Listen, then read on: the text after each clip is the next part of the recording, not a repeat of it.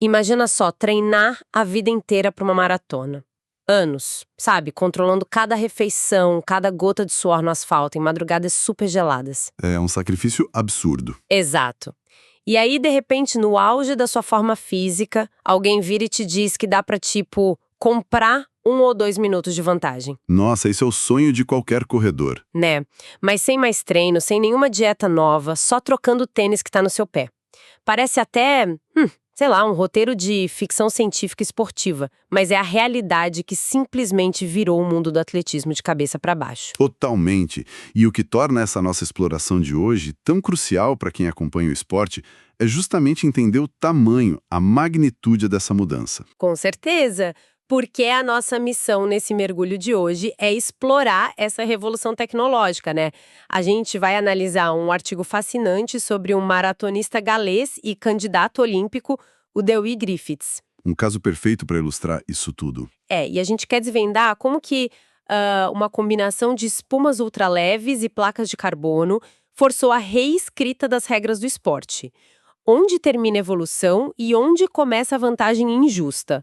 E, tipo, mais impressionante, por que a verdadeira magia desses tênis não acontece no dia da corrida? Essa parte do treinamento é, sem dúvida, a mais explosiva dessa história.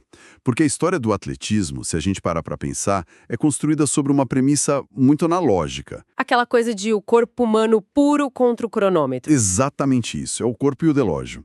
Então, quando entra uma inovação biomecânica tão drástica, que as federações internacionais entram em pânico, de alterar a física de como um humano pisa no chão. E para ancorar isso na realidade, a gente tem que ouvir quem tá lá, na linha de frente, né? O nosso foco hoje é o Dewi Griffiths. Ele tem 29 anos e tá num momento super crítico da carreira. Prestes a competir nas seletivas olímpicas. Isso, para as Olimpíadas, na maratona, que vai rolar no Kew Gardens, em Londres, agora na sexta-feira. E, cara, a forma como o Griffiths descreve essa tecnologia nova é, assim, de explodir a cabeça. É uma sinceridade até rara de se ver num atleta de elite. Muito. Ele não fala, é um tênis confortável ou é mais levinho. A frase exata que ele usa é tempo grátis. Simplesmente isso. Ele diz com todas as letras que os tênis atuais mudam completamente os tempos que são humanamente possíveis de se alcançar. O peso dessa frase vindo de um cara da elite é gigantesco. Porque pensa bem, nesse nível, cada segundo é uma guerra, é disputado de forma brutal. É sangue, suor e lágrimas por um segundo. Pois é. E aí o conceito de tempo grátis sugere uma ruptura na equação mais básica de qualquer esporte, que é aquela relação direta entre o esforço que você faz e o resultado que você tem. Tá, então vamos desempacotar isso um pouco, porque a minha mente vai direto para um dilema ético e mecânico. Quando eu leio um profissional falar em tempo grátis, eu penso logo, usar isso não seria tipo colocar um motorzinho elétrico escondido numa bicicleta de corrida? É uma comparação muito boa. Muita gente pensou isso. Porque olha o que o Griffiths fala no artigo. Ele solta que não precisa estar na mesma forma para correr no mesmo tempo. Como assim, gente? Se ele não está na mesma forma, como o cronômetro dá o mesmo resultado sem se trapaça? Eu fico super intrigada com isso. A comparação com a e-bike é tentadora, mas mecanicamente falando ela não é muito precisa.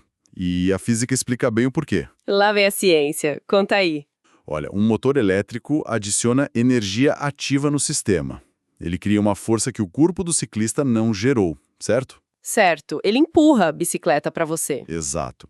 Já a tecnologia do tênis trabalha com a preservação de energia passiva. A revolução começou de verdade lá em 2016, quando a Nike lançou o Vaporfly. O famoso Vaporfly, que mudou tudo. Ele mesmo. A engenharia ali não cria energia do nada. O que acontece é um casamento perfeito de duas coisas. Uma espuma muito inovadora, que é muito leve e elástica ao mesmo tempo, e uma placa de fibra de carbono embutida no meio dela. Tá, mas se não tem um motor gerando força ali, como é que essa placa e essa espuma dão esse tempo de brinde? Como isso funciona na prática? Imagina a mecânica de correr com um tênis antigo. Cada vez que o pé bate no asfalto, o seu corpo perde uma energia absurda. Essa energia vira calor, vira som e ainda causa aquele impacto destrutivo nas articulações, né? Sei bem. o joelho grita no dia seguinte. Pois é, correr com tênis antigo era quase como, guardadas as proporções, correr na areia fofa. A superfície absorve sua força e não te devolve nada. Nossa, pior sensação. Já essa espuma nova, ela comprime e volta para o estado original muito rápido. Ela funciona tipo como um trampolim mesmo. Ela pega parte dessa força de impacto e devolve para o movimento para frente. Uau! E a placa de carbono? Ela é o que? A mola do trampolim? Não exatamente uma mola. É melhor pensar nela como uma alavanca. O carbono é super rígido, então quando o pé rola para frente, a placa estabiliza os dedos e o tornozelo. Ah, entendi. Ela funciona como um braço de alavanca que poupa sua panturrilha e o seu tendão de Aquiles. Eles trabalham menos. Cara, que loucura! Então, quando o Griffith diz que não precisa estar na mesma forma, é matemática pura. O coração dele não tá bombeando sangue com menos esforço, mas a perna dele tá desperdiçando muito menos energia em cada passo. Perfeito. A economia de corrida, que é o termo técnico para isso, melhora de um jeito drástico. O que me leva a pensar num lado muito cruel para a cabeça de um atleta, sabe? O artigo menciona a estreia do Griffiths em maratonas lá em 2017, em Frankfurt, Ah, sim, o tempo absurdo que ele fez. 2 horas, 9 minutos e 49 segundos. Para qualquer mortal, isso é voar.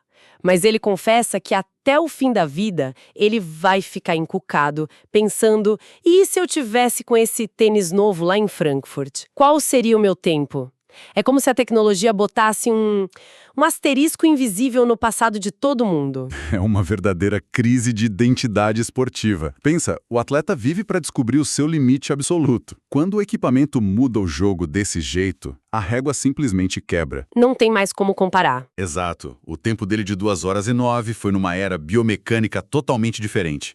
Essa frustração de não saber o quão rápido o corpo puro dele poderia ter ido vai assombrar toda essa geração que passou por essa transição de tecnologia. Com certeza. E aí, se a inovação abaixa tantos tempos, era óbvio que o esporte ia entrar em colapso, né? As federações iam ter que intervir. O que nos leva para o absoluto caos regulatório que aconteceu depois. Sim, porque as instituições sempre demoram para reagir. E o ponto de ebulição dessa história, que fez a Federação Internacional ter que olhar para o problema, foi em 2019. Aquele evento que parou o mundo, quando o Eliud Kipchoge quebrou a barreira das 2 horas. Aquele dia foi histórico. A primeira pessoa correu uma maratona em menos de 2 horas. Claro que a gente tem que lembrar que não foi homologado como recorde oficial, né? Tinha aquele revezamento de coelhos marcando o ritmo e tudo mais. É importante pontuar isso. Mas o que acendeu o alerta vermelho de verdade na World Athletics, que é a entidade máxima do esporte, foi o que ele estava usando nos pés. Era um protótipo da Nike, o famoso Alpha Fly. Ah, o Alpha Fly. Aquele tênis tinha um nível de assistência elástica e uma sola tão grossa que simplesmente cruzou uma linha para os reguladores. A sensação de quem estava assistindo era tipo, a gente não tá mais vendo uma competição humana, tá virando uma feira de ciências da indústria de materiais. Exato. Parecia Fórmula 1. E a World Athletics teve que agir. Eles baniram aqueles protótipos extremos e apertaram muito as regras. Eles colocaram limites, né? Sim, estabeleceram uma altura máxima para a sola e disseram que o tênis só podia ter uma placa de carbono. E, muito importante, o calçado tinha que estar à venda para o público geral antes de ser usado na elite. Ah, para evitar que as marcas criassem, tipo, uma nave espacial secreta só para um corredor específico. Precisamente, para não ter tecnologia exclusiva de laboratório que ninguém mais tem acesso. Mas olha a contradição que fascinante. Eles proibiram os protótipos doidos, beleza. Só que o Vaporfly original, que já tinha destroçado todos os recordes, continuou sendo totalmente legal. O gênio já estava fora da garrafa. Não tinha como voltar atrás. Exato! E isso gerou uma corrida armamentista bizarra. Marcas como Adidas, Asics, Brooks, cara, eles devem ter trancado os engenheiros em laboratórios até descobrirem como fazer suas próprias espumas e placas de carbono. E conseguiram. Hoje em dia, o mercado está cheio de opções. E é por isso que o Griffiths fala no artigo que as corridas voltaram a ser um campo nivelado, já que a Nike não tem mais o monopólio. Mas aí eu te pergunto, para quem acompanha de perto, o jogo tá mesmo nivelado entre os corredores ou a gente só subiu o chão para todo mundo e invalidou um século de história da maratona? Essa é a ferida aberta do atletismo hoje. O jogo está nivelado entre os atletas atuais, sim, mas está permanentemente desnivelado em relação à história, O chão subiu, como você disse, as regras não tentaram desfazer a tecnologia. Elas só atuaram como uma represa para a coisa não sair do controle. Tipo, para a sola não ficar com 10 centímetros e quebrar o tornozelo de alguém. Para não virar um salto plataforma, né? Exato. E para entender o impacto real desse novo chão, é só a gente olhar para a qualificação do Griffiths agora. O índice da equipe britânica masculina é de 2 horas, 11 minutos e 30 segundos, Que é um dos tempos de corte mais rápidos da história das seletivas britânicas, segundo as nossas fontes. e a observação dele sobre isso é cirúrgica.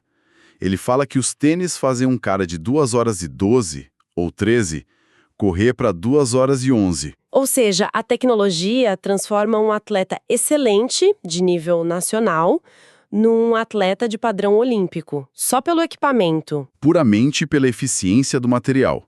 2 minutos numa maratona, em termos de distância na pista, são centenas de metros de vantagem.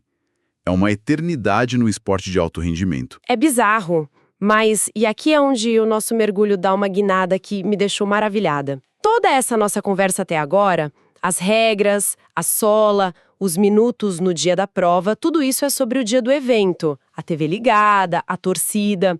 Só que o artigo mostra que o segredo mais profundo, o verdadeiro ganho absurdo dessa tecnologia, acontece escondido, fora dos holofotes. No treinamento. Sim, numa terça-feira chuvosa de manhã, não no domingo da corrida.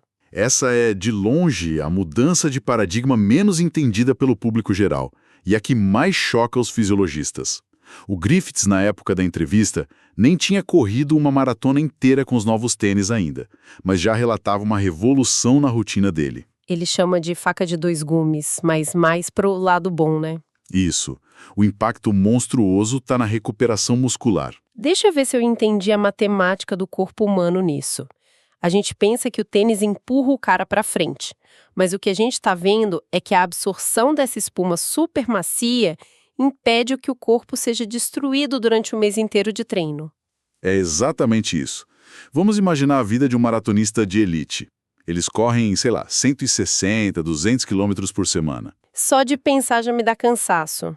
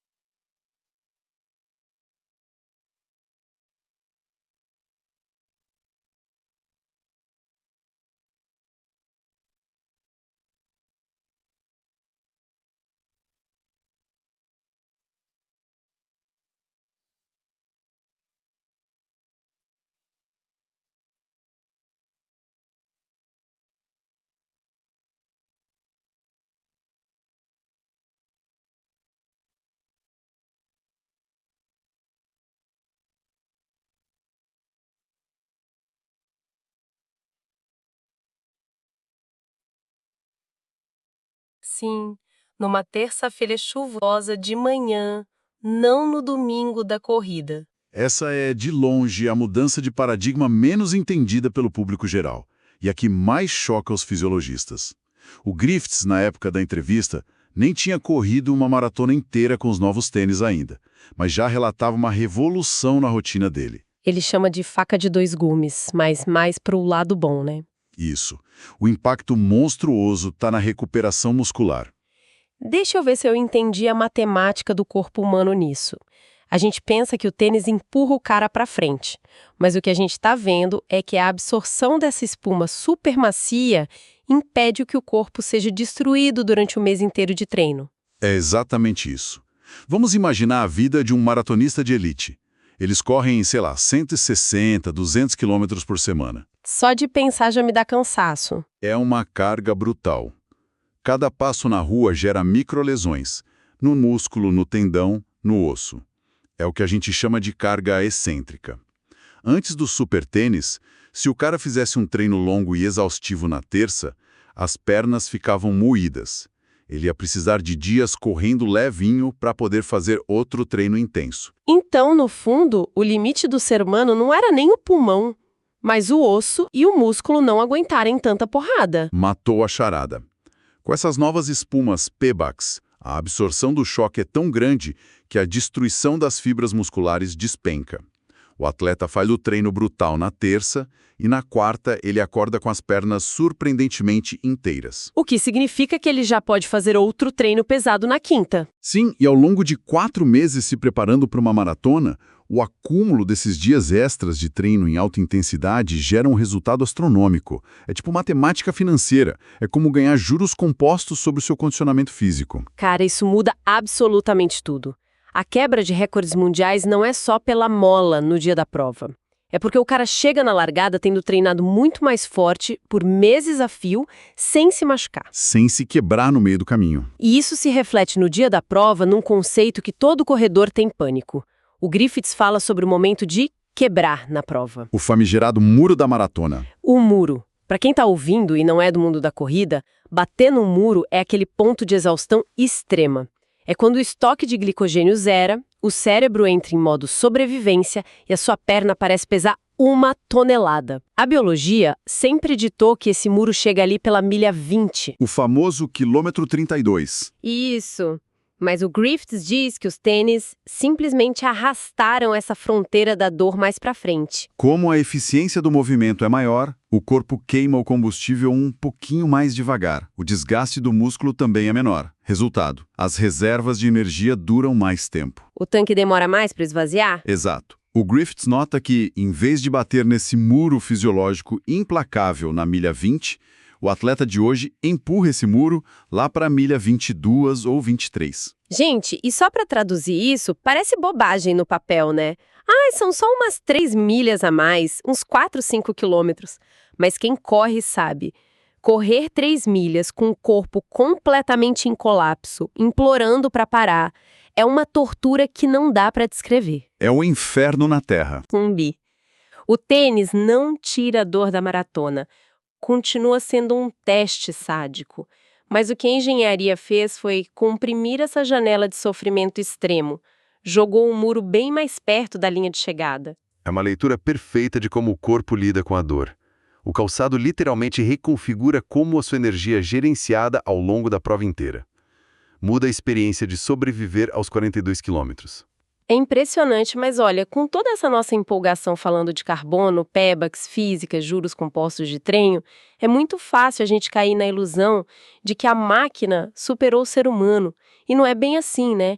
A nossa fonte deixa um alerta muito claro através da história de vida do Griffiths. A jornada dele é fantástica para provar isso. Demais. Ele mesmo avisa.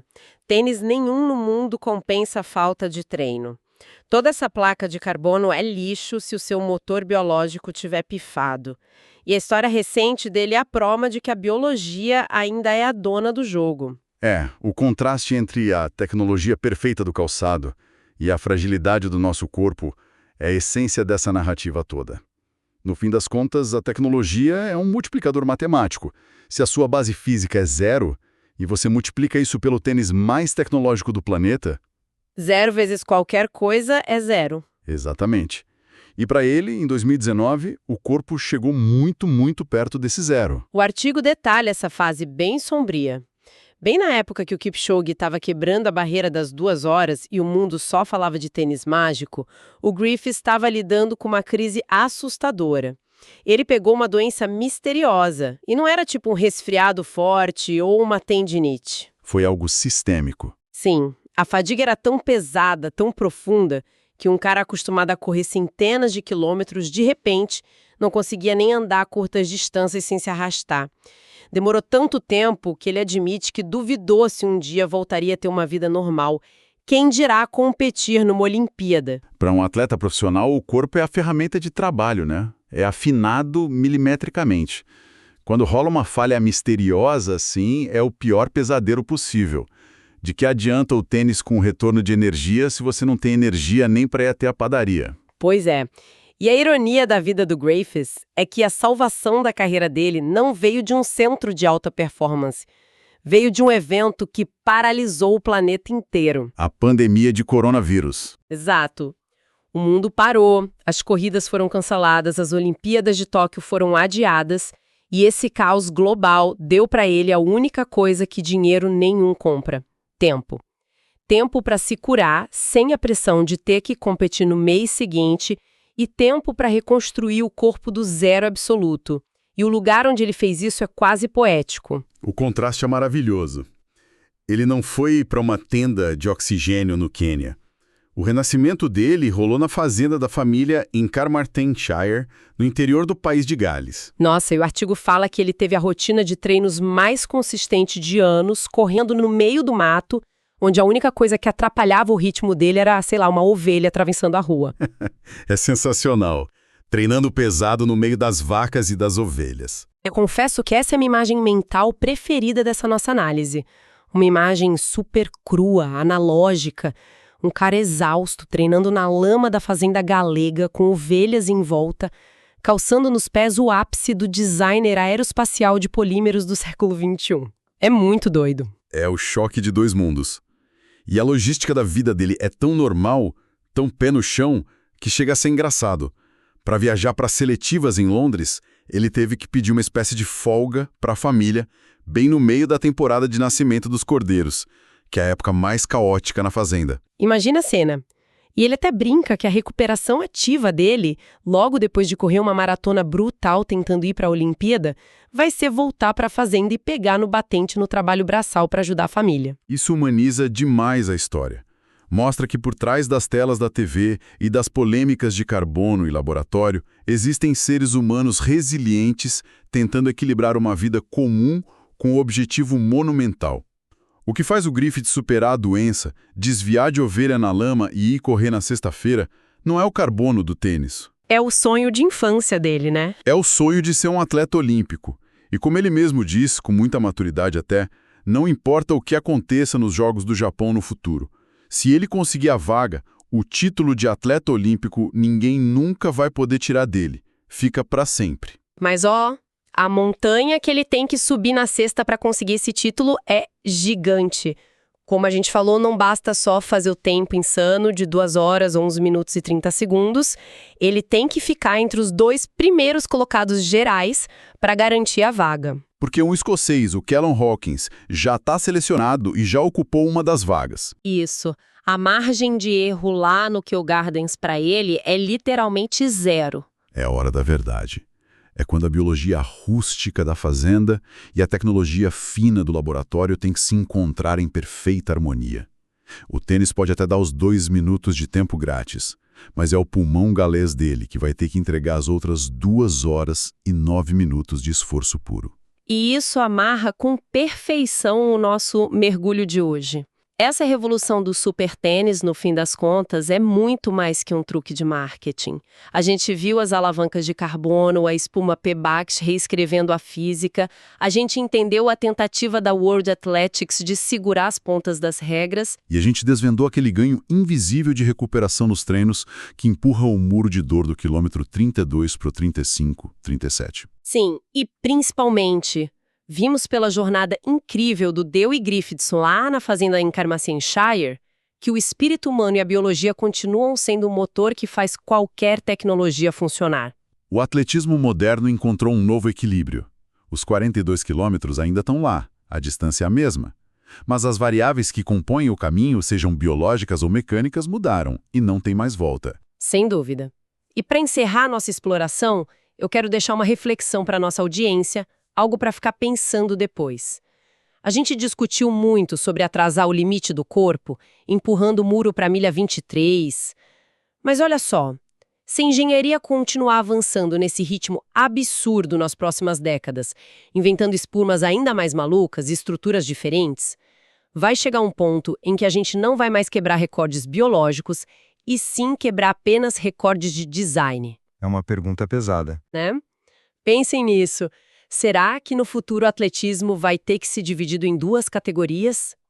Uma maratona assistida, liberada para qualquer tecnologia nos pés, e outra maratona pura, só com tênis de borracha fina? Fica aí o questionamento sobre onde termina, de fato, a glória do atleta e onde começa o mérito da máquina. É algo ótimo para se pensar no seu próximo treino, independentemente do tênis que tiver no seu pé. Foi um prazer desbravar toda essa história incrível hoje. Até a nossa próxima análise profunda.